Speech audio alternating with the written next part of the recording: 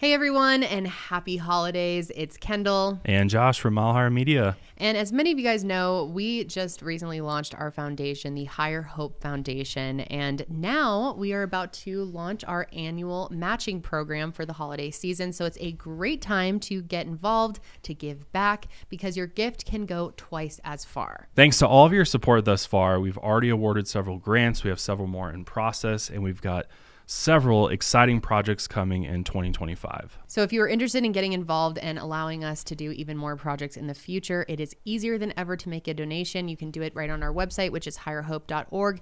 And we've launched a new feature where you can create your own fundraiser. And you can access that by going to the Get Involved tab on our website. So if you want your gift to be doubled right now through December 27th, Mile Higher Media will be matching all gifts. And just as a reminder, 100% of your donations will go directly towards impacting victims of violent crime. We just want to say a huge thank you in advance to everyone out there for all of your support, your generosity. And there's lots of other ways to help support the foundation. If you're not able to give a gift, just sharing our campaigns, the work that we're doing just helps get the word out and, helps us further our mission. Yeah, truly, because of all of your support, so many people are getting the vital services and help that they need. And we're very, very grateful for your continued support. So thank you.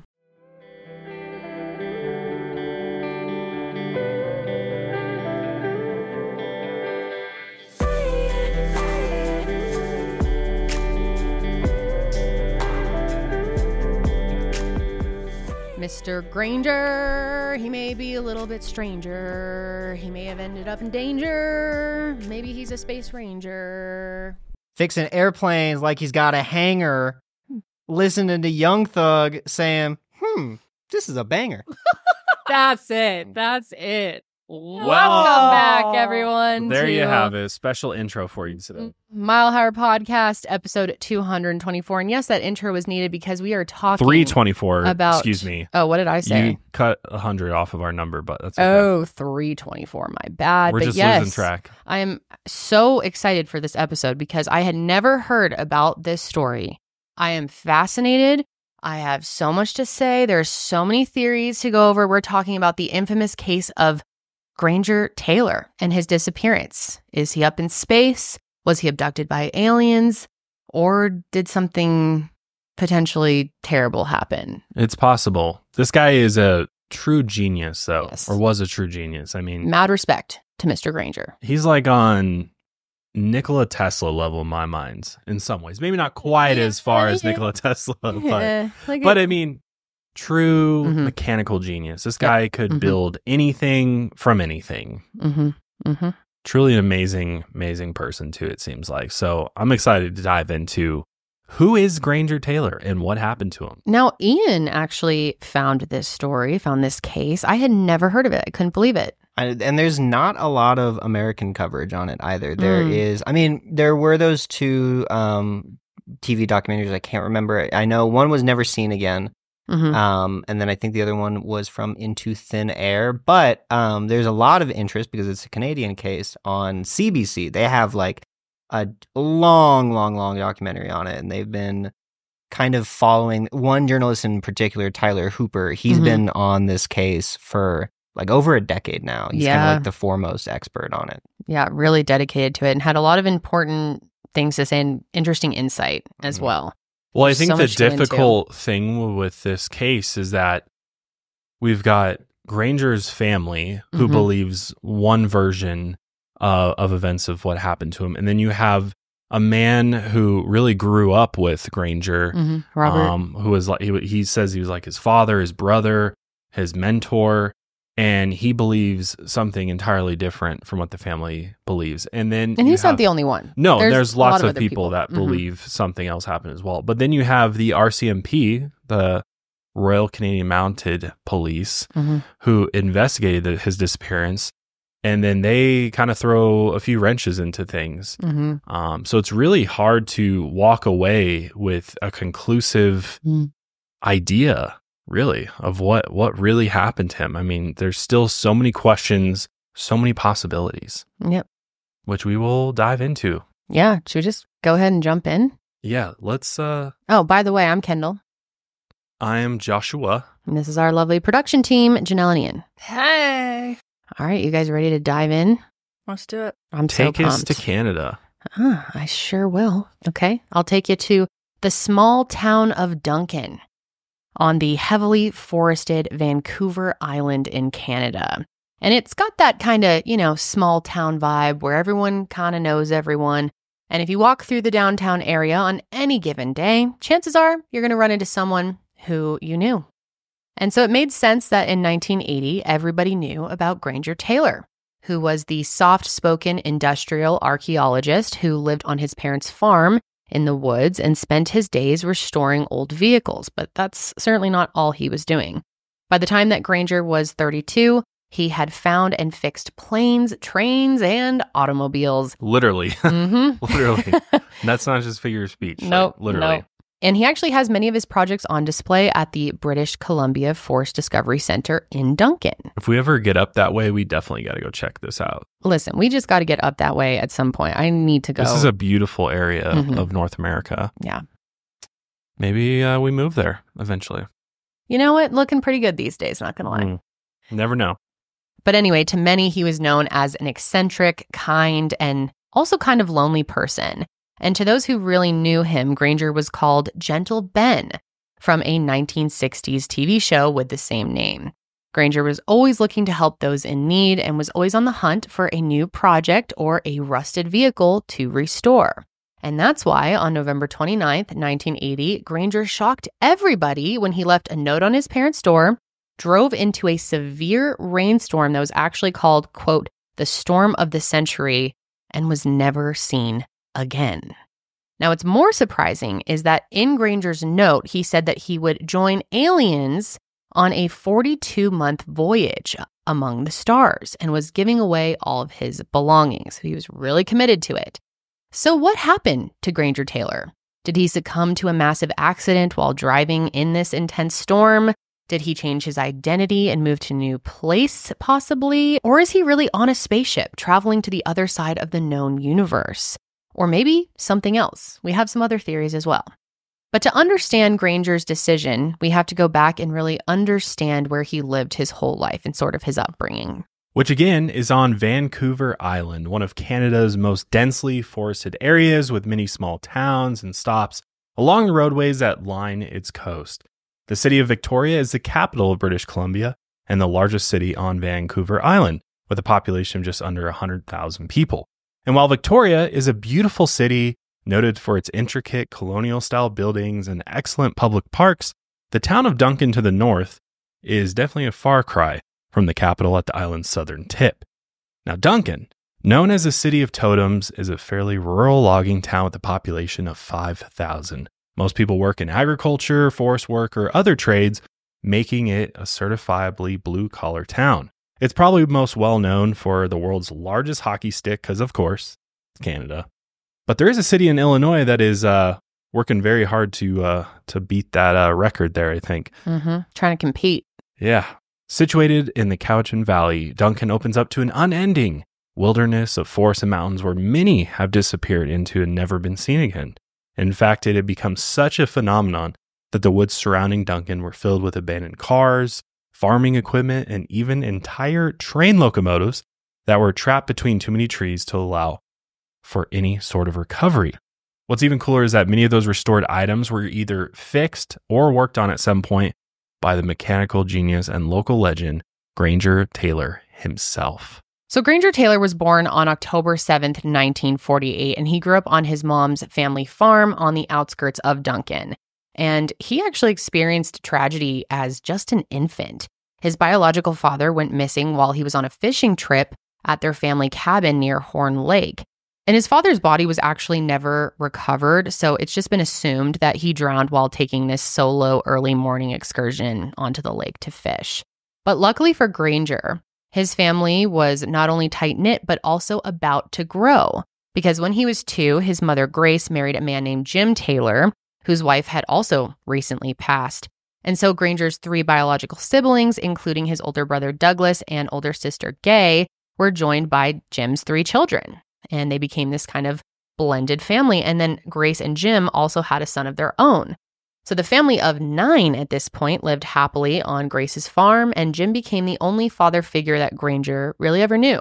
And while Granger had always been the, quote, gentle giant of the family because he was tall and stocky from a young age, his mother also noticed that he was quite withdrawn and sort of awkward around people his own age. And instead of hanging out with friends, Granger would spend most of his time in his room, taking apart toys and putting them back together. He showed a cute skill in mechanics, and he often used components from various toys to build new gadgets. So just really innovative from a very young age. He took Legos to a whole other level, man. Yeah, he really did. He just was like, I don't need that. Just give me anything and I'll take it apart and build new stuff from it. Were Legos around in the 80s? Probably, Lego's right? been around a long time. Yeah. I believe Lego started in the 1950s. But soon, his room became filled with books on mechanical engineering, old vehicles, and space travel, which were really his main interests. And while Granger was brilliant from a young age, he didn't show any interest in academic studies, which seems to be the case for a lot of brilliant people. He found them to be kind of useless, especially compared to the joys of mechanical engineering. So because of this is wild. Granger dropped out of school after 8th grade and then became an apprentice for his neighbor who was an auto mechanic. But this only lasted for a year before Granger realized he could do it on his own. So he decided to work out on his family's property and start by salvaging abandoned vehicles in the forest surrounding Duncan. And when Granger was 12 or 14, he successfully built a single-cylinder car from salvaged materials he found in the forest. At 12 or 14 years old, let that sink in. Yeah, it's That's pretty impressive. At 17, he rebuilt a bulldozer that professional mechanics had said was unsalvageable. Both of these items are still on display in that British Columbia Forest Discovery Center in Duncan. And in his early 20s, Granger found an entire steam engine locomotive abandoned in the wilderness. I think it had derailed, and they just were like, well, it's going to cost us too much money and time to get this out of there, so we'll just leave it. And this massive locomotive, obviously be almost impossible to take out. So, Granger's like, I have an idea. And over the course of 2 years, Granger cleared a path through the forest to his family's farm, then took the locomotive apart bolt by bolt, and then brought the pieces to his farm and rebuilt it to full working order. Isn't that insane? That's crazy. So impressive. Not only that, he also built 300 feet of railroad track for family and friends to ride on the steam engine once he completed the job, which is so dope. Big PSA for anyone out there who rents. If you haven't heard of Built, you're about to thank me. Earning points on rent is now a reality when you pay your rent through Built. You don't even have to check with your landlord to start earning points that you can use towards flights, hotel stays, fitness classes, and even your next rent payment. So let me break it down for you. This is such a genius idea. I love that somebody was like, well, all of us are paying for rent. We should get rewarded for paying our rent every month. And that's exactly what they did. There's no cost to join Built, and as a member, you'll earn valuable points on rent and on your everyday spending. Built points can be transferred to your favorite hotels and airlines, and even the ones you haven't heard of. There are over 500 airlines and 700,000 hotels you can choose from around the world, which you can then use your Built reward points towards, which is awesome. Points can also be redeemed towards a future rent payment and unique experiences that only Built members can access. So in a world where you can earn points on literally everything else, why not start earning points on just paying your rent? Start earning points on rent you're already paying by going to joinbuilt.com/milehigher. That's joinbilt.com/milehigher. Make sure to use our URL so they know we sent you at joinbuilt.com/milehigher to start earning points on your rent payments today.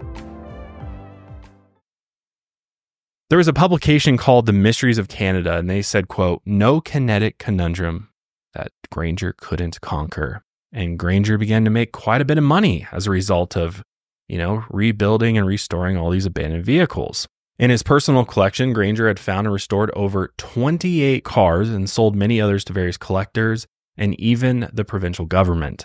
Granger described himself as a quote-unquote industrial archaeologist, which I love that. I feel like very accurate. He's kind of like digging up these old bones of these vehicles and then, restoring them. Really cool. But his whole property, his family's farm, really became a local attraction for both kids and adults. Everybody wanted to come see these vehicles he was bringing back to life, which is how he met Robert Keller. Now, I love Mr. Robert Keller, I have to say. Seems like such a sweet soul, such an interesting person. There's some great interview footage of him in various documentaries, and it just seems like a real salt-of-the-earth guy and a true believer and supporter of his friend. Never really fell into the naysayers, just stuck to his beliefs. Yeah, I mean, you can really tell that he genuinely loved Granger and loved the time he spent with him. Yeah, yep. And how he really wished that he got to join him if he really did go into space. But anyway, Robert Keller first met Granger when he was just 8 years old. And Robert's father had befriended Granger and the Taylor family and often went to the farm to see what project Granger was currently working on. I mean, everyone was pretty fascinated. And while Robert's father considered Granger a bit odd, as most seemed to, someone who, was clearly a genius, but just maybe a little bit crazy, Robert was still entranced by him. He recalled how Granger took him on a steam engine ride the first time that he went to the farm. And while the locomotive could only travel 300 feet back and forth on this little short track that Granger had laid out on the farm, young Robert felt like he was at a theme park. He was like, this is fucking awesome, dude. So when Robert turned 15, he decided, quote, I knew more than the teachers. And so he dropped out of 8th grade. And for a while, Robert just spent his days hanging out with other kids who had also dropped out and said that he was on, quote, a dark path toward using heavy drugs and committing petty crimes. So one day, after Robert had dropped out, Granger came over to their house and asked Robert how he was spending his days since leaving school. And Robert said that he was just hanging around, hanging on the street, and Granger asked if he would rather just hang out with him instead. Granger could really, empathize with Robert because he also had dropped out in 8th grade. And he thought it would be good for Robert to help him on one of his various projects, kind of put that energy, that extra time that he had into something useful and productive. So Robert's dad said to Granger, and listen, Robert's dad is kind of mean. He's kind of mean. He's really funny, though. He's really funny. Really funny. But kind of brutal. Yeah. He just, I guess, said it how it was. No filter on this man. But he said to Granger, you're a genius. And this guy, Robert, as in his own son, is far from a genius. But still, Granger wanted to help out with Robert's situation. And if salvaging and restoring old vehicles had helped him, then maybe it might help his son Robert too. Which I could totally see why you would think that. I mean, if your son who dropped out of school is now hanging out with a genius, you're maybe hoping that some of that rubs off on him and he learns a thing or two, which I'm sure Robert learned tons from Granger, just spending so much time with him. He clearly did. Yeah. I mean, just to be around somebody like that, you can't help but just start soaking up information and, learning so much. Probably, it kind of goes back to the question of, does the structure of school work for everybody? And some people work in more practical, hands-on type of way. And it seems like that was really who Granger was. He liked to have his hands on things, take things apart, put things together. And, I know a lot of schools these days got rid of programs like that, that don't have those, back when we were in school, home ec and like some of those like trade school programs, you don't see those quite as often anymore. Those are gone now? Yeah, there's a lot of school districts that have done away with that. Yeah. Although home ec... Oh, come on. Home ec all I learned was how to cook eggs. Yeah. I learned how to cook eggs 12 ways, and I probably only remember 3. Wait, you took home ec? Yeah. I did too. Yeah. What? We didn't even have that in our school. Yeah, see, a lot of schools don't have that. Yeah. It was required at my school. Was it required for both guys and girls, or was it just required for girls? No, that's like a real thing. Maybe in other states, not in Colorado. Well, I don't think now. Everyone had to take it. But back... Maybe it wasn't required. It wasn't required. It was just an elective. Okay, so maybe you had to choose because there was like woodworking. There's I was like cooking. There was a couple. Eating is involved with that class. So more like let's just flirt and eat food. It's like what. Except I took that class with your ex-girlfriend, like right after. I remember that. Right when we started dating, and yeah, that was fun. Awkward. She was my partner. Great times. Nice girl. Great nice times. Girl. Yeah. But anyways, starting the very next day, Granger would drive over to Robert's house every morning at 8 a.m. and pick him up and bring him back to the farm. Robert said that this was, quote, the best time in my life. But also, you know what was interesting is in some of his interviews, he talked about how at first, as much as he liked Granger, he kind of felt like he was sort of being forced to do this in a way. Like it was going to be a punishment. Like he was just going to go be doing like farm work. And then it was day one. He was like, okay, this is fucking awesome. We're going to actually be doing really cool stuff. And he was pumped. Yeah, I could totally see how you'd be like, oh, Yeah, I'm going to go do like uh-huh. shovel the horse manure. Yeah, and, you know, something like I think that's you know, kind of what he thought it would be at hoe first. the fields. Nope. Yeah, We're going on an adventure every single day. Yep. And that's what Robert said. He was ready for that adventure every single day. And sometimes it was a larger project, like restoring a 1920s Packard. Other times it would just be indulging Granger with some strange idea that he had. Granger's everyday vehicle was a brown Datsun truck, and this will be very important as we get further in the story here. But one day, Granger told Robert that he wanted to paint it, quote, Pepto-Bismol pink. Beautiful color. And so they spent the entire day painting the truck. Granger then drove his pink pickup truck to Robert's house every morning for years and around town. People in Duncan would see Granger's Pepto-Bismol pink truck and be like, oh, there he is. Mm-hmm. You know, there's the man. That's one way to make yourself a local legend. Just paint your vehicle Pepto-Bismol pink. I want to do that. Can we do that? Yeah, we could wrap it Pepto-Bismol pink if you want. No, I want to paint it like he did. Just myself. Me and Holly. We'll just go to Home Depot, grab some pink paint, and just go at it. Yeah, house paint. Yeah, exactly. I will not let you do that. See how that turns Janelle, out. You're such a fun sucker. Please don't do that to your car. But, you know, projects, you know, they escalated in excitement and danger. Sometimes they were just flat out explosive. Because to salvage some of the vehicles lost in the forest, Granger would need to bring some dynamite to blow away the tree stumps that blocked the path of the vehicles. That's one way to get rid of tree stumps, you know? Yeah. Just blow it away to pieces, you know? You could just like hook up a rope to your truck and like pull the stump out that way. Yeah, no, but Granger's all about the fun. True. And I imagine in these forests there, these tree trunks or stumps are massive. Mm-hmm. So that would just not work with a little Datsun truck. So he's just like, all right, throw a few sticks of dynamite on there and, you know, he loved the dynamite. He did. And I mean, it's an effective way to clear the path so that he could pull these vehicles out. You know, this is how he got that locomotive out of the forest. Yeah. You know, blew away a path to get to it. The largest project that Robert helped Granger with was restoring a P-40 Kitty Hawk fighter plane, which you've never seen one of those. Those are sick planes. They're so cool. Really cool. The two had attended an air show where Granger saw working Kitty Hawks take off from the runway, and Granger loved the shark teeth painted on the front of the planes. And he's like, I want one of those. Yeah, I feel like chances are most people have seen these. Like the name itself may not ring a bell, but if you see a picture of it, you're like, oh, yeah. I've seen one of those. Yeah, so they're like, all right, well, we'll just build one then, just with random parts and pieces. And they spent a ton of time doing this. We're talking years.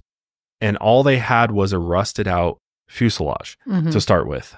Everything else, they just kind of scrapped together and somehow came up with a very legitimate looking Kitty Hawk fighter plane, which is so impressive. It was so funny in another one of Robert's interviews. I just loved Robert's interviews so much, but he was talking about how they were, you know, watching the planes. And then Granger was like, I want one of those. And he's like, how are you going to get one? He's like, duh, I'll fucking build one. Of course. Yeah, no big deal. And then it got time to paint on those teeth on the front. And Robert got a chance at it, but one tooth in, and Granger's like, nah, man, let me do this. This is the most important part. And then he took it a step further. He's like, well, I've built this plane. I want to fly it. So he went and got his pilot's license and then flew that airplane a handful of times before he ended up selling it to a private collector for a whopping $20,000. So mind you, this back in the 80s. With inflation, that's quite a bit of money. That's serious dough right there. Yep. So for 3 years, Robert spent every day helping Granger on his farm with whatever project or abandoned vehicle that he had found in the woods. And to Robert, Granger had become his, quote, best friend, father, and brother. So the two of them did more than just fix vehicles together. They also enjoyed smoking weed. Because who doesn't? No. Well, I guess not everybody, but yeah, the two of them usually would end their days smoking weed and just admiring whatever they had fixed up that day. Sounds like a pretty great way to spend the day to me. Now, Robert maintains that Granger used LSD in his 20s, but hadn't tripped since he started working on the farm. However, this is disputed by Granger's older siblings, Gay and Douglas, because both of them said that he was dropping acid every single day. Gay, Dear Lord. Yeah, that's a lot. That's a lot. And Gay even said that Granger would sometimes drop acid twice in one day, which is really hard to wrap your mind around because, I mean, normally acid lasts like 10 to 12 hours. Yeah. It's a full day affair. So what did he start at like 6 single a.m. dose. and then take a second dose at 6 p.m., just go just 24 hours of it straight? I don't know. Yeah, that's really intense. And it's like, we don't know that. That's just his, Robert's word versus Gay and Douglas's word. I think if we do take their word for this, I think if any of you know what LSD can do over a long period of time, and especially repeated usage like that, like it does affect the brain quite a bit. Yeah.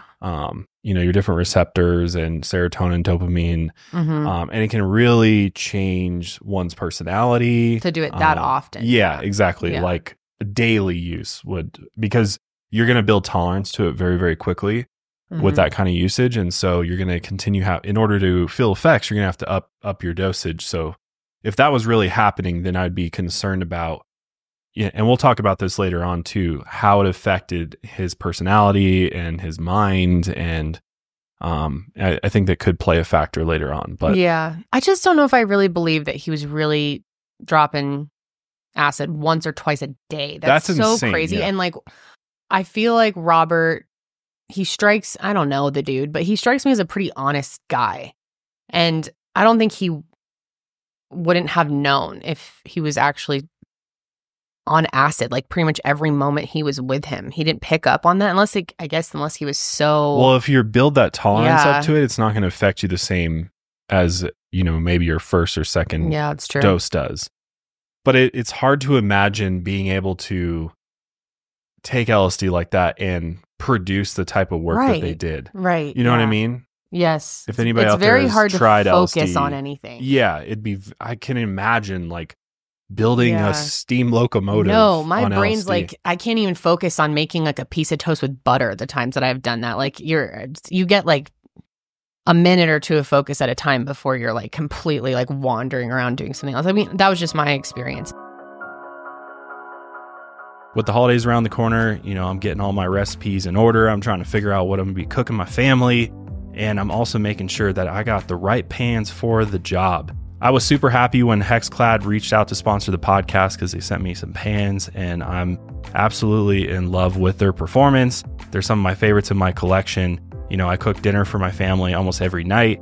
And I just find that their pans are extremely easy to use. They're really cool looking. They've got the little hexagons finish on it. And they're non-stick, they're easy to wash, and they just perform over and over and over again for all types of food. I mean, just cooking breakfast for my daughter in the morning. I have one pan that I really love. It's just big enough to cook the eggs and the sausage all together, get it done. And I just love how easy it is to cook on them. You don't have to use a whole lot of oil or butter or anything like that. The non-stick is truly next level. Hexclad's hybrid technology gives you the benefits of all three in only one pan. So whether you're a seasoned chef or you're just starting to explore your passion for cooking, Hexclad empowers you to unleash your creativity and culinary skills with confidence. Hexclad truly checks every single box when it comes to picking your cookware. They are metal utensil safe, dishwasher safe, which makes them so easy to clean, and even oven safe up to 500 degrees. They are induction ready and even have a stay cool handle. So whether you're treating yourself or you're looking for that perfect gift, now's the time to snag the cookware that everyone's been talking about. For a very limited time, only our listeners can shop Hexclad's biggest sale of the year for up to 42% off with our exclusive link. Just head to hexclad.com/milehigher to unlock their best deals of the year and support our show, and check them out at hexclad.com/milehigher. Bon appetit! Let's eat with Hexclad's revolutionary cookware. Happy cooking and happy holidays, homies. But yeah, the two of them really his siblings believe that the acid started to affect him in this strange way and that he became obsessed with aliens and space travel, which I also could see how that would lead you down that path. I mean, every time that I've done acid, it's definitely opened my mind. Like I get on all types of ideas, and it really allows me to open up and think about things in a good way. But I mean, I don't know if they've ever tried it or had any understanding for it. That'd be my next question to Gay and Douglas is like, have they ever tried it? Do they understand that does sound kind of funny? You know, like somebody doing that every single day or twice in a day. I don't know. We just don't know what their level of knowledge with LSD is or not. But there's really no proof or anything to determine his drug use. No, and you would think if somebody was doing it that often, they would have found like this huge stash of LSD in his room or something. And there's no reports of that because the police get involved later on. Like there's no reports of LSD ever being found there somewhere. You know what I mean? In his vehicle or anything like that. Especially if it was an everyday thing. And that's like a ton too. Where is he getting it from? Right. This is a small town in Duncan. He just happens to know the one guy that makes sheets and sheets of it. Like it just doesn't make any sense to me for that kind of usage. But again, who knows? Yeah, they are his siblings. But I am a little skeptical about the use being quite that high. But yes, he did become more obsessed with aliens and space travel around this time, and he wasn't the only one, because there was a mass sighting in 1970 and the entire region really became obsessed with UFOs and aliens. It actually happened on New Year's Day, 1970, when nurses at the Cowichan District Hospital noticed a craft floating outside of the building after they opened the curtains of one of the windows on the 4th floor psychiatric ward. Kind of an interesting place for that to happen. But again, I just want to note that this is the nurses. You know, the nurses are seeing this as well. Yes, yep. And the nurse called over one of her colleagues, and the two of them start, staring out at this hovering object. And then more witnesses join them at the window, and they're all looking out as the craft is just floating silently in front of them. And one of the nurses was, quote, absorbed by the sight as she looked at the craft. She saw a large saucer-shaped craft with a glass-like dome, and she saw what she described as, quote, two male-like figures clad in dark cloth, standing in front of a control panel. She saw one of the figures turn to face her direction as the other grabbed a lever, tilted it, and the craft floated into the sky. And hundreds of other witnesses reported the craft that evening, and a few minutes later, it returned to the valley. I wanted to jump in and say, too, this is not the only UFO sighting in this area around Duncan. This whole valley is is really a hotspot for UFO activity. I mean, there was a number of people that just lived in the town that didn't necessarily witness this event that we just described, but it witnessed in the night sky fairly often. They would see, strange lights darting around and all sorts of weird things going on. So, which of course you have to attribute some of that to the fact that this happened, at the hospital, and then it kind of created this craze. And oftentimes that will happen where there'll be one event, like in Roswell, for example, there were all these sightings afterwards, and most of them probably weren't. I mean, people do kind of want to be in on the action or like start seeing things. You're looking extra hard for it. I'm not saying all of them, but the majority of sightings have been disproven. Yeah. I think we've been seeing it far before that, and it just kind of confirmed what we were looking at. And so I don't think necessarily people aren't seeing something unidentifiable in the sky. I just think we were able to kind of put a term to what we were actually seeing. No, I agree that some UFO. People are seeing it. I'm just saying in the numbers that were reporting it, kind of in that time period, just like when other events have happened, that sure, especially if it's blown up in the media and everybody's like, oh, whoa, there's this craft at the hospital. Yes. It's going to heighten it for sure. Right. But again, this was going on even before this was even happened. This was just like one of the most notable sightings in the town. But it really kicked off a lot of hysteria around it. A lot of sightings. And maybe some of those are real. I don't know. But wait until you hear the end of this. Continue on. In 2023, a commemorative coin was made for this hospital UFO sighting, depicting the nurses opening the curtain and seeing the two aliens within the UFO. However, Duncan resident Dan Hughes revealed, it was just an elaborate party trick. According to Dan, which who even knows who the hell Dan is, he was attending a New Year's Day party at Les and Renee Palmer's home when they decided to tape lightweight wood together in two crosses with a candle at either end. Okay. And above the candles were dry cleaning bags with patterns that Dan said someone could confuse for aliens from a distance. No, I mean, it makes total sense. It's like no, those it lanterns. doesn't make. That's why you light the candles. I don't buy this at all. If you can't tell, this sounds like just Dan's trying to get some publicity here, take some credit. Then why wouldn't he have done this sooner? Because Dan got the bright idea when the coins, coin comes out. No, yeah. He said they filled the bags with hot air from dry cleaner, lit the candles, and said, go up in the sky, we'll fool everybody. And Dan said that there was, quote, no malice whatsoever. It was a playful party trick that got out of hand and created a kind of hysteria. She said he only revealed the truth in 2023 as both of the Palmers and the nurses had passed away. Convenient, bruh. Okay, if that's all really true, though, it is kind of fucked up. He waited until 2023 to let anyone know. Okay, Why let them suffer this whole time thinking they saw this? What if it scared them or gave them paranoia, or they would just believe, I don't believe that Dan... It's a big part of their life story. I don't believe Dan's behind this sighting whatsoever, because the description doesn't even match up with what his description of his homemade UFO looked like. These nurses were like, we saw a flying saucer with a glass dome top on it, and there was man-like figures in it. I guess, yeah, that's pretty different than dry cleaning bags with candles. This doesn't seem that creative to me, or would be very convincing at all. How about we recreate this right here in the office, and you'll be like, really? They thought that was a UFO? Mile Higher Mythbusters? Yeah. Hey, you know what? That could be good. No way. Maybe we'll do it. I think Dan just was like, oh, I could get some, I'll take some credit for this.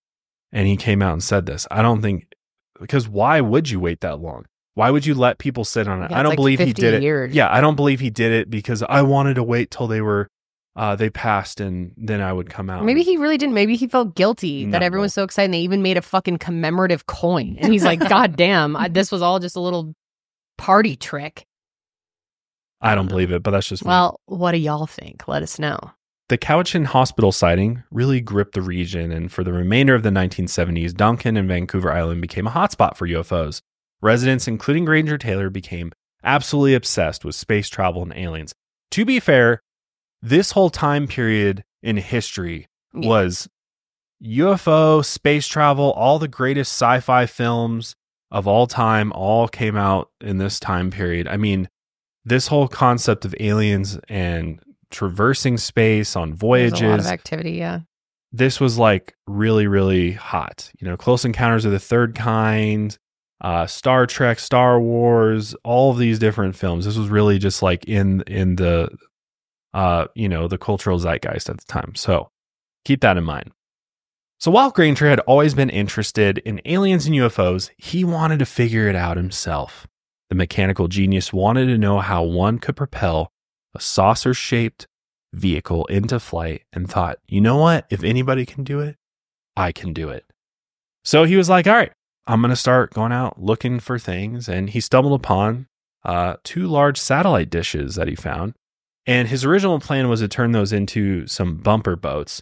However, Robert noticed that when one of the dishes was put on top of the other, you got these 2 dome-shaped pieces of metal. He's like, oh, dude, this is a flying saucer, bro. And Granger's like, dude, you're right. Let's do it. Let's make a flying saucer. So he's like, scrap this whole bumper boat idea. We're making a UFO. Fun. And that's what they did. After several months, he made a treehouse-style UFO complete with a bed, television, and cast iron stove, baby. You can cook that Instant Pop on your stove. Smoke your ganja. And some Jiffy Pop. Watch Star Wars, man. Sounds like a good night in a UFO treehouse. The treehouse this is awesome. If you're watching the episode, you can see it. I want one of these in our yard. This is cool. Dude, will you let me do it? A little hideout. I don't think the HOA. I think our daughter would love it. Of course she would. I would let you do it. She'd be just saying. Into it. Okay, next Mile Higher set. Yeah, no. Ooh. No, dude, we're 1,000% doing that.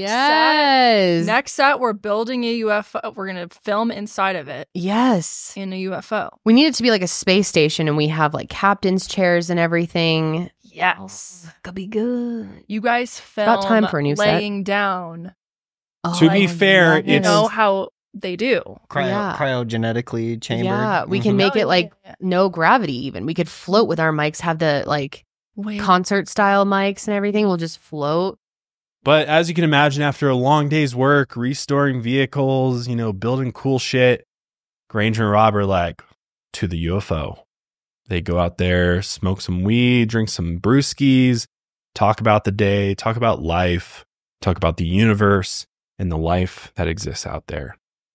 But Gay started to notice that Granger would spend almost far too much time in his UFO by himself, just alone in his thoughts, which I don't know if that's necessarily cause for concern, but Gay seemed to think it was a little too much time in this solitary place in his thoughts, kind of starting to really become more withdrawn from everybody else in his life and, kind of just pondering. But well, that's what a lot of the great geniuses have done, isolation in their thoughts. It's how you really get shit done. Yeah. I try to do that. Yep. Nope. But I get interrupted quite a bit. Yeah, well, our toddler's going to bang on your door in 1 minute. But anyway, on a fall day in 1980, Granger and Robert were doing their typical, shenanigans. That specifical day, they were taking Specifical day. I like specifical, actually. Thank you. That's kind of sick. On the specifical day. We're gonna just roll with that, okay? So perfect. On that specifical day, they were taking a wing off of a salvaged Japanese Zero fighter plane when Granger, just out of the blue, says over to Robert that aliens had visited him in his dream the night before. And Granger told Robert that the aliens had spoken to him telepathically, of course, in the dream. As they normally do. Yes. And they told Granger that they appreciated his expertise and skill in mechanics. Granger asked the aliens how they propelled their ships, and they explained that they used magnets to do so. And although this first dream was fairly short, Granger couldn't shake it. It was so vivid, and he felt like he had really spoken to them, even if he didn't see them. And then Robert also said that the aliens told Granger the name of their planet and that Granger knew it, even though Robert had unfortunately forgotten. Which, Robert, really? You really had to forget the name of the planet. Yeah, that would... That'd be really nice to know. Because it's like a big detail. Maybe we could figure out if that planet really exists. Maybe. Or, again, he could name... if he named... like a previously disproven planet. Yeah. Like if he was like, oh yeah, it's Coruscant from Star Wars. Like, all right, bro. Planet X. I was going to say maybe Planet X or... But again, this planet is in another part of the Milky Way galaxy. So it could be an undiscovered planet, so we may never know. There'd be no way to confirm that unless you call up NASA. Mm-hmm. This wasn't too out of the ordinary coming from Granger. He was known to be a really eccentric person, and it wasn't... out of the norm for him to take a vivid dream so seriously. And so both he and Robert just kind of brushed it off as a dream and continued on with their day. However, the next morning, Granger told Robert that they had revisited him again in a dream. And this time, the aliens told him that they wanted Granger to accompany them on a 42-month-long voyage to visit their home planet. It's a long time to travel through space. 42 Certainly months. Is. How many years is that? 4? It's almost 4 years. Yeah. Yeah. When Robert asked when and where he was supposed to meet these supposed aliens, Granger said that the visitors made it quite clear that he was not allowed to tell anyone where or when he was supposed to meet them. He was only allowed to say they would come in 2 weeks during, quote, the storm of the century. Robert really didn't know what to think about all this. Sure, he knows his buddy's very creative, eccentric. He says probably a lot of wild, kind of strange things I can imagine compared to the average person in their town. But according to Robert, Granger was known as a very truthful person and would not willingly lie to someone. Robert knew that Granger was telling the truth as he knew it, but he just wasn't sure how real it all was. And on top of that, Vancouver Island is one of the warmest areas in Canada with temperate weather for most of the year. And sure, it could get cold and snowy in November, as again, this is Canada we're talking about. But it wasn't known for rainfall, especially during the winter months. So for Robert, he just kind of went about the next 2 weeks as usual. Granger would pick him up at 8 a.m., drive him to the farm, they'd work on projects, and then Robert would go home. But Granger treated his rendezvous with the aliens in complete sincerity. He got together a will and probate, crossing out the word death and replacing it with departure, which is very interesting. And his whole plan was that way his family could collect on his assets. But word soon spread around town that Granger would be with the aliens, and the people who knew him just simply brushed it off, quote, "That's just Granger." And those who didn't just continued to think that, well, Granger's kind of a weirdo. Granger even held a going away party for his friends in town who, again, didn't believe that he was actually going to be getting on this flying saucer and going on a space voyage. They're probably like, "Sure, dude. Okay, yeah, we can, it's goodbye, But we'll party. That's fine. Sure. Then came November 29th, 1980, the day Granger was supposed to meet with the aliens. He started the day by speaking to his stepfather, Jim Taylor. Granger thanked him for accepting him into his family when he was young and told him he was the only father he knew. And Jim thanked him, but really didn't think much of it. I know I'm not the only guy out there who is guilty of stealing his woman's body care products. I am so notorious for doing that it drives Kendall absolutely insane. It does, because they're expensive and you don't even know how to use them. That's but what really bothers me. Good. And I just don't know what I'm doing when it comes to body care products whatsoever. But Kendall has informed me that it's not about the packaging, it's about what's inside. Ingredients, baby. That's everything. That's why I was so excited when the podcast got sponsored by Jack Black. Jack Black offers a full line of men's products for every need, from cleansing to moisturizing my rosy cheeks, to my beard care, to my hair, all hair. They've got you covered. I love the packaging for one. I think they nailed it. I just love the blue and the black. It just fits my aesthetic, but it smells so damn good. And I just got to chime in and say that the Jack Black lip treatments, the lip balms, are the best. Their 3-piece set of our favorite lip balms. They make a great stocking stuffer this holiday season. They have a set with a luxury size of my favorite SPF moisturizer. That's a really cool thing about Jack Black, though, is they have the products in full size, but they also have it in travel size. So again, they make for great stocking stuffers, gifts this holiday season. Plus, Jack Black has free shipping in the US on orders of $50 or more, and they're dropping new promo offers every week.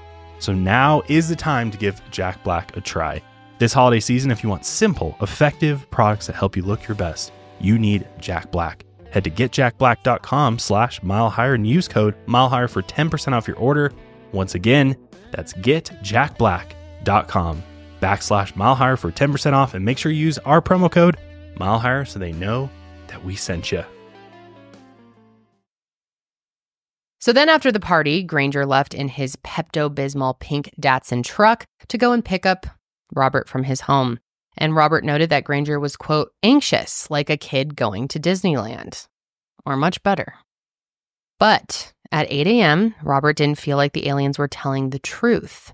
He noted that it was overcast and a, quote, crappy day, but it wasn't looking like it's going to be the storm of the century as Granger had claimed 2 weeks prior. Keep that in mind.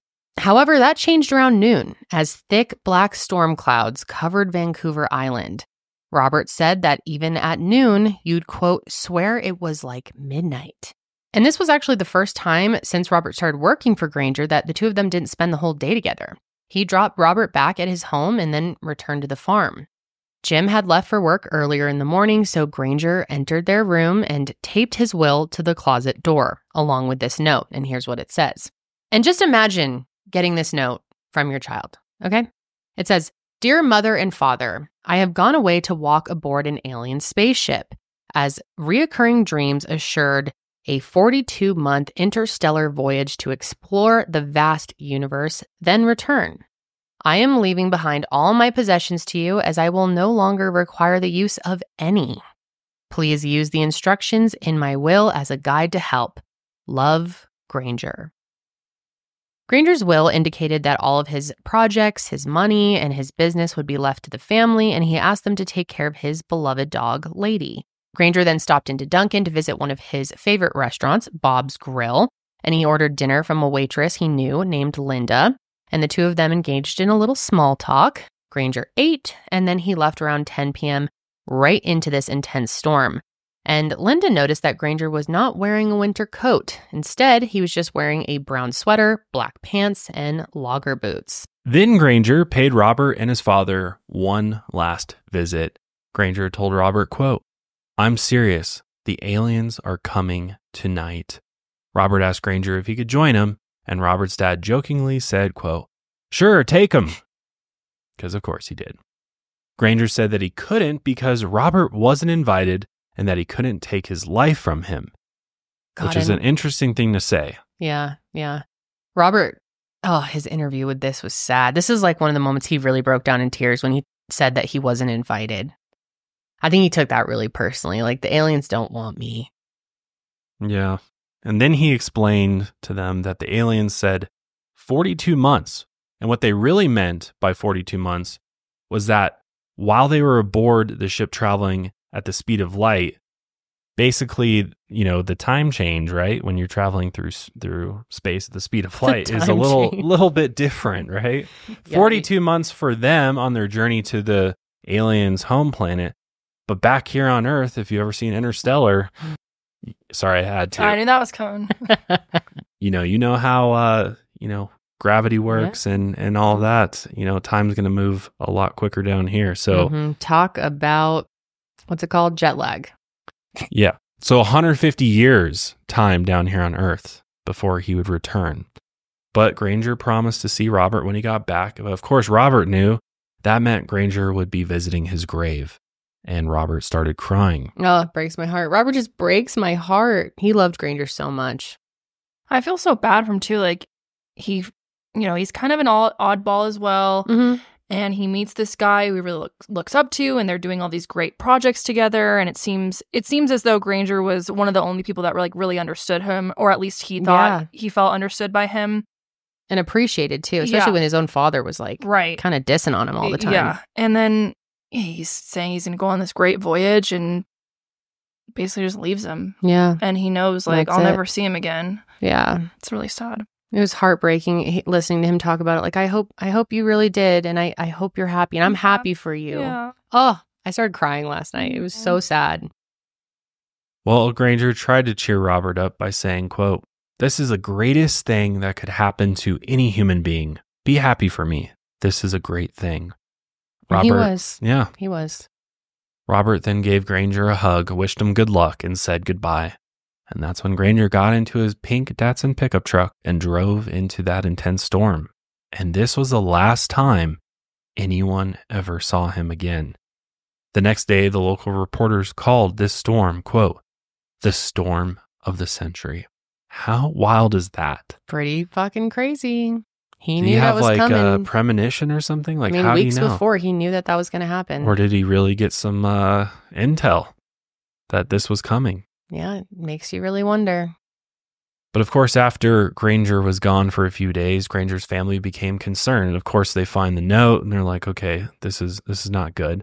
Granger's mother, Grace, was in Hawaii at the time of his disappearance and began to blame herself, saying that if she had been around, he wouldn't have left. After they found Granger's winter coat in Lady's doghouse, they knew it was serious. And that's when they reported Granger missing to the police, who immediately dispatched the Duncan detachment of the Royal Canadian Mounted Police. And, I know there's some of us out there that didn't really know this, but the Royal Canadian Mounted Police is kind of the FBI equivalent for Canada. Mm-hmm. It's kind of their federal law enforcement agency. So they searched the mountains across Vancouver Island, scanning the forest from the ground with dogs and also from above via helicopters.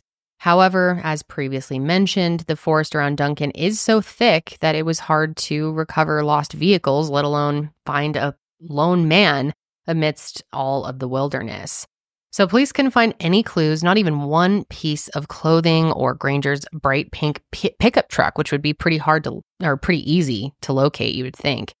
But after a few months of searching, the RCMP added Granger's name to the National Police Computer System and told the family to let them know if they found anything. And Robert always wondered why the police never questioned him, since he spent the most time around Granger in the years leading up to his disappearance. Robert's father said that because Robert was a child at the time, he didn't want the police to speak to him about it. But Robert really stayed close to the Granger family, even going over to speak with Grace, and the two of them cried together. And for the first 42 months, the Taylor family left the porch light on and also the front door unlocked, hoping that Granger would return one day. Those in town also waited patiently, hoping to hear from their neighbor who had gone to space. And on that 42nd month, residents of Duncan gathered in the streets, but Robert knew that Granger did not mean 42 Earth months, so he stayed home. He knew he wasn't going to be back at that point. I wonder why. And I mean, again, it sounds like he was never able to talk to the police, but, you know, you would think that you would go and tell everybody what Granger had told him. Maybe you just assume people knew what he meant by that, like could understand, Yeah. you know, how time changes. I don't know. I think also a lot of it is like Robert knew that Granger had this reputation in town of being kind of strange. And, you know, I think he more or less wanted to protect his like legacy by not going into town and being like, oh, no, it's going to be like 150 years before he comes back. Yeah, he's like, they're going to think of him as even crazier. Right. Yeah. Yeah, that's a good point. Granger's brother Douglas was on duty with the Coast Guard and was at sea when that day came. Douglas said he spent the whole night looking at the night sky for a flash of light that could be Granger coming home. And when morning came and he saw nothing, that's when Douglas knew that his brother was gone. In 1986, the family asked the police to close their case so that they could declare Granger legally dead and collect on his will. However, only a few weeks later, something very strange was found at Mount Prevost, only 30 minutes away from Duncan. On March 20th, 1986, loggers on Mount Prevost contacted the police claiming they found signs of an explosion in the forest. The RCMP arrived and found a massive crater in a small clearing with a blast radius of over 300 feet from the crater itself. They also found pieces of a blue Datsun truck littered throughout the blast zone with a tire rim embedded in a tree 60 feet in the air. The only piece of the truck that remained was the engine block, which had been thrown 100 feet from the crater. Police also identified a piece of cloth and a wool sweater, as well as bone fragments in the area surrounding the blast. Police were able to locate a license plate lodged into a tree and a VIN, which traced the truck back to Granger. The RCMP decided, well, we've got all the pieces that we need, all the circumstantial evidence to close Granger's case. We believe we know what happened to him. The coroner's inquest stated that Granger suffered massive accidental injuries following the blast and that he had been driving with dynamite in his truck bed, which had become unstable due to the rain. It's one theory. However, according to Robert, this doesn't really add up. For one, Robert claimed that it was only a partial VIN number and license plate and that they only traced it back to Granger because of the circumstances. Robert also believes that the wheels were different from those that Granger had driven on earlier the day that he disappeared. And then there's also an issue with the bone fragments because according to Robert, they couldn't have even been identified as male or female, let alone traced back to Granger. DNA analysis did not exist at the time, so they were untested. Now, according to the RCMP, after the coroner's inquest was complete, the bones were supposed to be released to the family if they wanted them. However, Granger's family said that they were never asked to receive the bones and that they went missing some point after Granger's case was closed. According to Robert, neither Grace nor Jim Taylor were ever asked to identify the clothes at the scene as Granger's. And then there's an issue with the truck as well because Robert distinctly remembered Granger pulling away from his house in the pink Datsun that they had painted together, which had previously been brown. And Robert said that Granger never owned a blue truck. Robert also knew that Granger was far too experienced with dynamite to be dumb enough to have blown himself up accidentally in the rain. And according to Robert, Granger and Jim stored dynamite in a barn on the property. And Robert said that Granger had only used dynamite in one open box. And that box was still in place after Granger's disappearance. He said that there were no other boxes missing. Robert does not believe that the remains found at Mount Prevost belonged to Granger and also pointed to the fact that the area had been searched years earlier and nothing had been found, which is very interesting. And I wish we had a better way to confirm that because I think that would say a lot here. But again, that's the very weird thing about this whole whole case, is that we don't have that much information on exactly what the RCMP did because they didn't release that. I wish there was a way to go and get that info or what they have of it. I don't know, but it's definitely something to keep in mind. Robert believed that Granger had either gone to work for the government, here's this mechanical genius, maybe the government, some secret program recruited him into there, which is possibility, or he even left the country to live with friends in Colombia.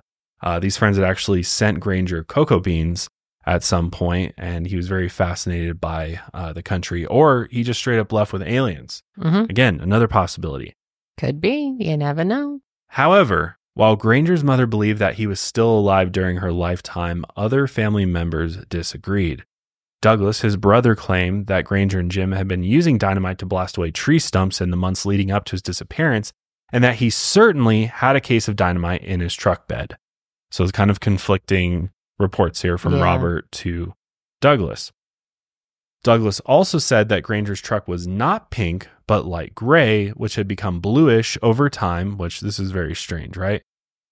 It's this whole thing with Douglas and Robert and their memories differing so much, especially in terms of the color of Granger's truck. Because again, Douglas was in the Coast Guard and he was gone and at sea for long periods of time. So how much did he really know about the color of his truck? If it seemed like it changed quite a bit, Granger seems like the kind of guy just was like, oh, today I want a pink truck, so let's go paint the truck pink. Would Robert make that up? And then he was known for driving the pink truck around. Like multiple people knew about it. Yeah, absolutely. He was the guy in town with the pink truck. Now there are no photos of the pink truck, unfortunately, but it's like just from hearsay, like we know he had a pink truck.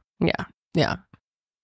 Now we've had some like internal debate here. We were actually just talking with Corelli offset about this, and she brought up, because obviously in an explosion like that, if it really was dynamite, the paint could have been straight just blown off, but you would think that it would be brown underneath. However, Corelli brought up the fact that our set table, which I don't know if this makes any sense, but this was treated with acid and fire, I believe. It's not painted. No, if you can there's see no it, fire applied to this. So it's acid, it's right? It's just an acid wash on metal. So I don't know. Yeah. But she was saying like, metal can change. Yeah, well, when you apply heat to painted metal, it's going to... Exactly. And this was brown. This metal on our table was brown until they applied that. No, it was... No. And then it turned blue. No, it was silver. It just looked like a piece of sheet metal. Okay, well, either way, it turned blue.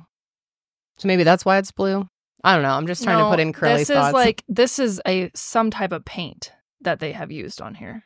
No, it's not paint. Yeah, it is. No, I remember. It's acid paint, like an acid wash paint. It's definitely paint. It just reacts. Okay. If you look at if you look at the joints of it, you can tell it's paint because there's like splotches. Okay, so Curly's theory does not check out, is what I'm hearing. Okay. No, I think you're just explaining it wrong. I think what she was trying to. I think you're creating your own theory right now, which is okay. interesting. Help me. Science is not my strong suit. No, I think she was just saying that with the explosion and the temperatures at which that explosion got to, as well as the fire that happened after, that the chemical reaction between the heat and this paint, the oxidation process caused it to change different colors because, there's brown undertones, or in brown, there's blue undertones, I believe. And so it's possible that, it was brown, and then from the oxidation process that, and also just the sheer temperatures and flame that you got the blue as a result of it. But again, none of that explains the fact that they didn't find this for so long and it wasn't that far away. And they were searching from the air. I mean, this is a 300-foot crater on the side of a mountain. Yeah. How do you miss that? Yeah. So I've been a cat owner my entire life. I will always have a cat, and Josh and I have been cat owners together since 2012. Our early college days. Yeah. It was our first pet we got together. Yep, Tucker, our original man. Cat. And for years, we just suffered because we didn't know there was anything else better out there than just traditional clay litter, because traditional clay litter doesn't do a good job at masking dusty. Smells. It's a pain to deal with, but everything changed for us when we started using Pretty Litter. It is such a massive game changer if you are a cat owner, especially when it comes to the amount that you're using, the experience for your cat. Maybe they're a picky cat like ours, but also just its ability to trap odor and, just make the house smell so much better. We don't have that nasty litter smell just lingering in our house, which you can get kind of used to it, but then someone will come over and be like, what is that smell? So Pretty Litter's non-clumping formula traps odor and moisture, and it's ultra absorbent. It's lightweight, it's low dust, and 1 6-pound bag works for up to a month. But what we love about it most is that it truly gives us peace of mind, especially now that all of our cats are seniors, because Pretty Litter changes color to indicate early signs of potential illnesses in our cats, like urinary tract infections, kidney issues, and more. And if that wasn't enough, it's also incredibly convenient because Pretty Litter ships right to our door for free. We never run out. We don't have to lug those giant kitty litter bags or tubs into the house, which takes up space, takes up time in the car. They're heavy. Pretty Litter is truly amazing. You've got to try it if you are a cat parent out there. Just go to prettylitter.com/milehigher to save 20% on your first order and get a free cat toy. That's prettylitter.com/milehigher to save 20% on your first order, plus get that free cat toy. Hook your kitty up. That's prettylitter.com/milehigher. Terms and conditions apply. See site for details. Well, on top of that, both Douglas and Gay said that Granger was using acid every day in the months leading up to his disappearance, sometimes twice a day, as we said.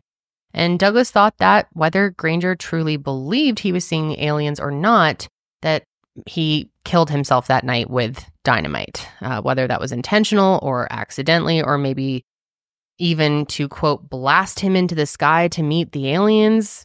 Douglas believes that Granger died that night. And I always like to, I appreciate his take as a family member. I have a hard time believing he would do that intentionally. I also don't think with his intelligence level, he would really try to blow himself up to blast himself up to the aliens. That doesn't make a whole lot of sense. The only thing I can really get on board with that, and actually I do quite believe myself, is that he could have accidentally blown himself up. Because even geniuses, they make mistakes. Explosives, there's a lot of room for error and can go wrong very quickly. So, especially during a storm like that, yeah. I do want to point out, too, we're kind of talking about this off camera, and Robert does not even consider the possibility that Granger took his own life. I think it's, and we'll again talk about this more because the journalist who worked on this case in depth leans towards this theory. But again, there's reports that he's very lonely. He never had a, girlfriend, or, was never seen with a female companion, or any sort of partner in that way throughout his entire life. And here's a guy in his 30s. He just hung out with these teenagers, and obviously a very lonely guy. And you couple that with, if you couple that with extensive LSD use and, you could imagine how it might affect someone's mental health. It's possible he had some underlying mental health issue that we don't know about. So I do think it is possible he started kind of fantasizing about a life that he felt like he couldn't have here. Yeah, and that maybe he felt like if I kind of start over, maybe I will end up somewhere else where maybe my life might be different, less lonely in that way. Yeah. And so I do, because he did put an ad in the paper. Yeah, he did. Looking for basically a girlfriend in the paper. It was very, very odd. Yeah, it's interesting to think about it from that angle too, because a lot of people said he just had trouble really connecting with anyone, not only because he didn't seem to really have the social skills, but also because no one could really follow what he was saying. That he just was on a different level than everybody. He's not connecting with anyone other than, seems like, Robert. Mm-hmm. That's pretty lonely. It's a pretty lonely life. Yeah. And so maybe he concocted this whole plan. Because I also go back to the statement that he said to Robert. He said, the quote along the lines of, "I can't take your life from you." And that to me really stands out, because it's that's such an interesting thing to say. Because if he was truly going on an alien voyage and he brought Robert with him, then how would that really be taking his life from him? Other than his life here on Earth, his life would continue with him if that was all true and all happening. But you can kind of read into that as, I have this plan, kind of stage this disappearance, and ultimately end my life. And I don't want you to also lose your life in the process of it. That's just one way that I think you could perceive it. Mm-hmm. Yeah, I can see I could see it being a possibility. I do wonder if he was having some sort of psychotic break, or maybe, the aliens that he was, quote unquote, use that loosely, whoever was speaking to him or whoever he thought was speaking to coming to him in these dreams. Yeah, perhaps was like, okay, in order to come on this journey with us, like, you need to end your life here, but don't publicly say that, because they're not, the public isn't going to understand if you're just like, oh, I have to end my life. Obviously, that's not going to be taken lightly. Mm-hmm. But to him, he thought that in order to get on this next journey that he needed to, that he was like told to do that. Yeah. That could be a possibility. I mean, I feel like really anything could have happened. I mean, your mind can really go wild with all the different theories. Either that, or because he really loved his family and those around him, he didn't want to leave them with that lasting thought of he just, took his own life, and he created this story to sort of cover for the truth, because in his eyes, maybe he thought it would lessen the blow to some extent. Maybe. Damn, I don't want to believe any of that. I don't want to believe he's Neither do I. Traversing space still. There's a chance that he genuinely thought that that's what he was doing, and that he wasn't just making this up. Right. Or at least knowingly making it up, What about the storm, though? The storm of the century. Is it possible that somehow the newspaper got a hold of him saying that, and then they published it because he was going around saying the storm? I don't know. Like it was not something he actually said. But he also said it to Robert, too. Yeah, he certainly... Go ahead. Oh, no, he certainly was telling people, they're going to come during the storm of the century. Right. And so... So did someone catch on to that, and they're like, oh, that's kind of a fun tagline for this quote-unquote storm, and that's where they said it. You see what I'm saying? Yeah, yeah. Like, it wasn't a coincidence that someone caught on to, this dude's calling the storm of the century, and maybe that word got around town. I mean, it's a small town. Well, I don't think he was really telling... Well, he did throw a goodbye party. Yeah, maybe. He was. That's interesting. I think the main thing with that point, though, is that the storm was crazy as fuck. I mean, if we're to regardless. If we're to believe Robert. So I think, potentially there is a little bit of both. Maybe this is a small town. The people running the newspapers are just regular people who are hanging out. Mm-hmm. They would have heard that from him as well. Yeah. So I think it might be a combination of both, honestly. Yeah. Although this is an interesting thing about Robert. So Robert obviously doesn't believe that Granger committed suicide, because he was he loved his life, loved his projects. From everything, I knew about him, there's no reason why he would do that. And he even said that Granger told him, quote, "It's the coward's way out." Now, that's interesting to me, because that signifies that Granger and him did have conversations about suicide at some point or another. Yeah. So they were having deep talks, they were hanging out, and that topic did come up at some point. So I wonder to what extent they talked about that, if there's more there that maybe Robert just hasn't talked about, because that quote is very specific and just says, obviously they had a discussion about what that means and why people do that, and this was something that Granger said. And again, it could reinforce the idea that it's something that Granger would never do or consider, but in the same token, he could have just been saying that to Robert because maybe it scared him or made him feel uncomfortable or something, and so Granger knew. To me, it feels like Granger really tried very hard to protect Robert from potentially the reality that was going on inside his head and the things that he was dealing with to some extent. Yeah. And, Robert doesn't fully understand where Granger was at in his life at the time that he disappeared. But again, we don't know for sure, and it's just one possibility.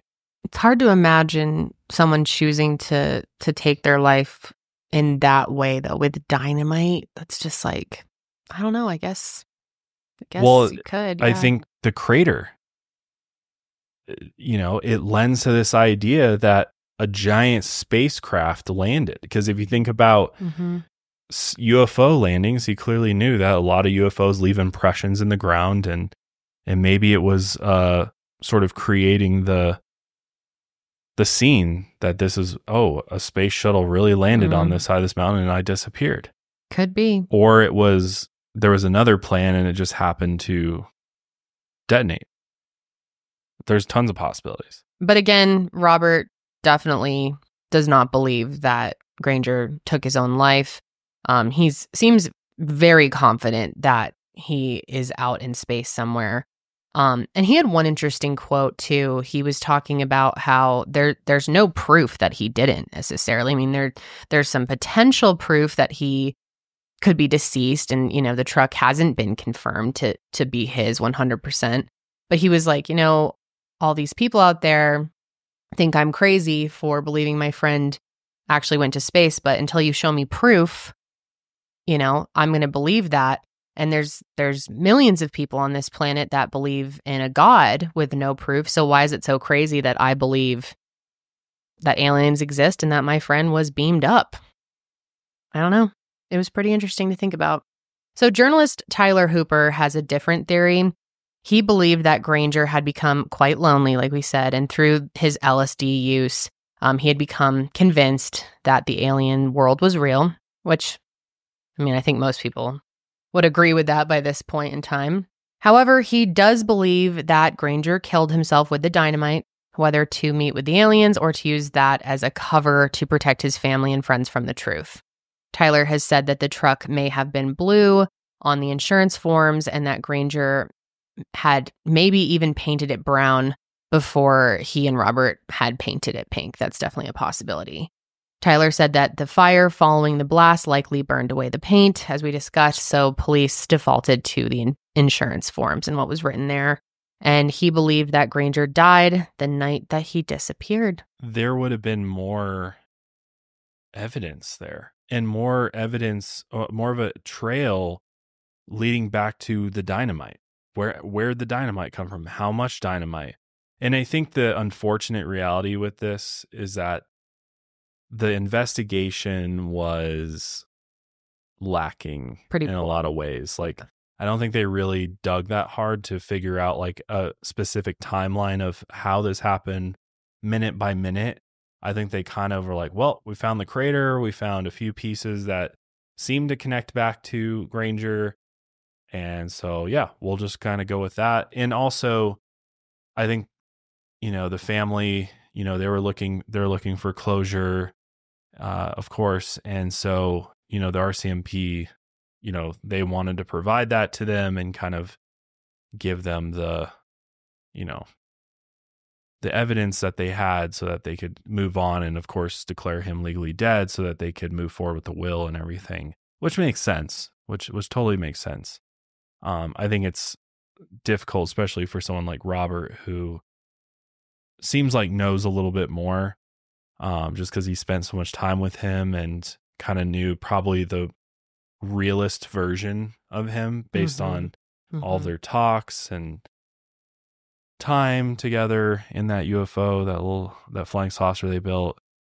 I feel like that's why it's so hard for him, because again, like, some of the evidence is inconclusive because it's not enough. And unfortunately, they didn't save the bone fragments so they could DNA test it. That seems like that would probably clear this up really easily if they had kept the bone fragments safe and DNA tested them to solidify whose remains those were.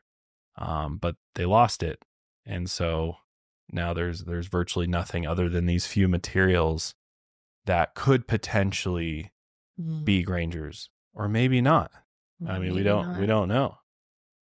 Yeah, this is just really one of those where, God, I just don't know what to think. I really want to believe that he is on his space voyage. I really want to believe that. I think like, what was I saying earlier? At first I started at 20% today, and then I bumped to 25%. I feel like I'm more like, yeah, like maybe I'm still at like 25%. of me believes that maybe he really did. You know? Maybe they really were looking for someone like him. I think it's just fun to think for me, when thinking about this and comparing it to other UFO incidents that have been reported, this crater is just absolutely massive. 300 feet, and like that would be like a mothership, like a very, very large ship, if that's what it was that like came down and got him. But again, like most of us understand that you get beamed up to a flying saucer. Like you don't actually land and board. Or most of us how understand. Do we know that? Well, it's called fact. a lot of alien abductees like report. You know, they don't report a ship landing and walking on board. Usually they're taken up by other means. Well, and those are cases where people weren't like ready to go and they had to just beam their asses up, you know? Yeah, well, force them to. Abducted, but Granger was like, I'll just walk right on. You guys can land and I'll just step on. But you would think, right? Like, I'm trying to be the believer today. But why wouldn't the car just be, you know, all intact, parked next to the crater? No, you know what I mean? know. No, Corelli made another great point today when we were talking to her. She said maybe the aliens had to stage the scene, blow up the car, make it look like something horrible happened, but they actually just took him. Or just as a default of taking off again, the explosion from their magnetic engines blew it into pieces. Maybe. Well, and this goes back to what, you know, I wish there was more available in the investigation, but we don't know what bone fragments were found. Like, we don't know what parts of the body were found. Right, yeah. We don't know what parts are missing. Like, there's no definite connection between the bone fragments and the exploded truck. Like, the bone fragments could have just been there from another guy who went into the woods and disappeared, because that happens constantly. A lot of in this area. Yeah. Valid point. I think that's the most difficult part of it. It's all inconclusive. There's no way to know for sure what's connected to Granger, what's not. Because again, that pickup truck's also a very popular vehicle at the time. And so a ton of people in this area could be driving this around. Dynamite's also probably all over this place as well. So who's to say that was even related to him at all? And again, the RCMP saying, well, the VIN, the license plate, although partial, did, you know, according to them, did go back to his vehicle that was registered to him. But Robert disputes that because it's just a partial, and that could match up with anybody. And he's like, I want the RCMP to prove to me without, you know, beyond a reasonable doubt that this was actually Granger's. Yeah. And I think that's the difficult thing is they've never released all the files or like released all the investigation. So who really knows? And who even knows if they even have anything left from this case anymore? Yeah. Because they were like, they closed it. Right. And they notified the family, and the family accepted the findings so they could move on. Yeah. Who knows at the end of the day? Well, I'm happy that his family feels comfortable with the, you know, findings from the RCMP and that it's given them peace and closure. And I do think that is most likely what happened. I think it's because I love Robert so much that I'm just like clinging on to the hope there. I think I would have to agree. I think an explosion happened that night and he did not survive. It's hard for me to believe that was intentional, but the more we talked about it, maybe it really was. Yeah, and I think if maybe we remove some of these other factors like the LSD use, the, you know, his sister noticing him becoming more withdrawn, and, you know, some of these possible signs he was starting to show, I think we'd all probably tend to lean a little bit more into the alien aspect here. But I think looking at the whole picture fully, you can kind of put the dots together, and one clearly makes more sense than the other. Right. But again, none of us can sit here and say, well, 100% fact, this happened or this happened. I do it's one of those mysteries like this where you can't be certain. What is your final? 100% aliens took him. He's living out my interstellar fantasy. This really is your fantasy. I'm sorry I keep bringing it up, but this is like a great example to compare. Are you going Interstellar again? Just the greatest. It's leaving your loved ones on Earth while you embark on this mission through space, and full well knowing that if and when you return, time will have passed where those people that you left are no longer there, and that to me is like the most difficult part about ever wanting to embark on something like that. But love traverses all. But is the main. Well, don't give the spoiler for the movie here, okay? See, anyway, that's why I like Book of the New Sun, just to talk about my obsession. Knew that was coming. You do that shit as a single guy, you're gonna just come back as a god. It's no big deal. Oh, okay. Yeah, you're not missing out on nothing. So you know. But if you have a family, kids, that's a sad. That's a sad reality. Yep. But yeah, I'd take that trip. I'd take that voyage. You would? Yeah, for sure. Well, Ian, what is your final take on Granger? What do you think? You know, I think it's the sad option. I think it really just has to come down to, who do you believe? Do you believe Robert or do you believe Granger's family? Yeah. That's really it. I tend to go more with the journalist, just because he's really looked into this more than anyone. Much more than all of us. Yeah. So. Yeah. And he, I don't know, he seems to really believe that the truck was Granger's. And the whole partial VIN and license plate, that's just Robert's telling of it, you know? Right. Yeah. The RCMP says, nope, it was the full thing. And of course we don't know, because those files probably don't exist anymore. Yeah. So I honestly do have some trouble believing that the explosion was Granger's truck. Simply because I'm like, there's like, come on, this is such a rural area. Shit like that happens all the time. But at the same, I don't think he's with the aliens. Yeah. I just don't. Probably not. I agree. Well, I wish the RCMP would help Robert out, man. Like, show him what you guys have and what you guys found. I don't think they really have that much, though, is the thing. Because, you know, he literally says, he's like, until somebody shows me definitive evidence that this was Granger's vehicle. I don't think they have that definitive evidence to show him. But I stand by Robert. Love you. Shout out, Robert. For real, though. Janelle, do you have a final take? I think sadly, I believe the most that it was, like Ian said, just, I don't think he's with aliens. I hope he is. Like, I really hope he is. Yeah, of course. For his sake, for Robert's sake, I think that would be excellent. I do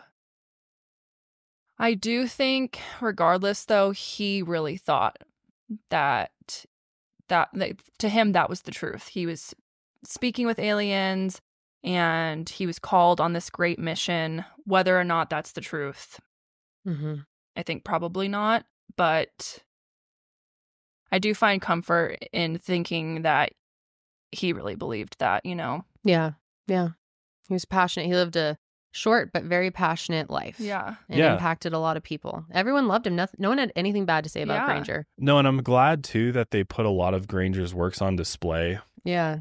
He really was a genius. In the Forest Discovery Center in Duncan. I think that's really cool. It's a good kind of memorial for him and a place to come and admire what a badass human being he was. What a smart person he was. And you know, you never know. Maybe one day he will come back and he'll save us once the Earth like fully hits apocalyptic doom. I mean, he will be the one. Robert Keller, who's still alive as of 2023, believed Granger did go to space with aliens and that he will return and actually meet Robert's descendants and visit his grave. I would like to have Robert on the show. Big fan. But yeah, that's the Granger Taylor. That is. We want to hear from you guys, though. What are your theories? Maybe something we haven't mentioned. What do you think happened? Let us know. But that is it for us on today's episode of Mile Higher. Thank you for joining us. We'll see you next week. And until then, keep on taking your mind a mile higher.